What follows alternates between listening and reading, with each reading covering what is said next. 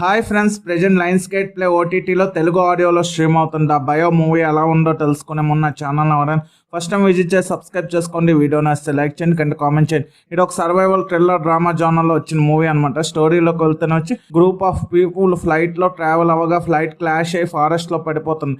Group of people ఫారెస్ట్లో ఎలాంటి ప్రమాదాలు ఎదురయ్యాయి, వాటి నుండి ఎలా తప్పించుకున్నారు, ఆ ఫారెస్ట్లో ఉన్న ప్రాబ్లం ఏంటి అనేది రిమైనింగ్ స్టోరీ అనమాట.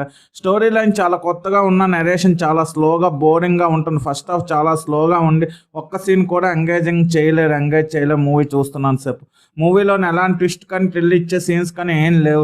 మూవీ చూస్తున్నప్పుడల్లా నెక్స్ట్ ఏం జరుగుతున్నాను క్యూరియాసిటీ బిల్డ్ కాకపోగా చాలా వరకు చిరాకు తెప్పించే సీన్స్తో మూవీ మీద ఉన్న ఇంట్రెస్ట్ కూడా పోతుంది. ఈ మూవీ చూస్తున్నాను సేపు. సెకండ్ హాఫ్లో కొన్ని సీన్స్ క్లైమాక్స్ కొంచెం ఇంట్రెస్టింగ్గా ఉన్న, అప్పటికే మనం ఓపిక పరీక్ష లాంటిది ఈ మూవీ అయితే. సర్వైవల్ డ్రామాలో వాళ్ళు ప్రమాదంలో ఉంటే ఎలా తప్పించుకుంటారు అనే టెన్షన్ క్రియేట్ కావాలి, కానీ ఇదేంటే ఇంటేనా అనేలా ఉంటాయి సీన్స్ అయితే మాత్రం. ఓవరాల్గా మరో రాడ్ సర్వైవల్ థ్రిల్లర్ డ్రామా అనమాట ఇదైతే. నేనైతే చూడమని రికమెండ్ చేయండి. నాకైతే ఈ మూవీ నచ్చలేదు. ఇంకా మీరు చూస్తామంటే మీ ఇష్టం. నేనైతే రికమెండ్ అయితే చేయండి. Time waste, data waste.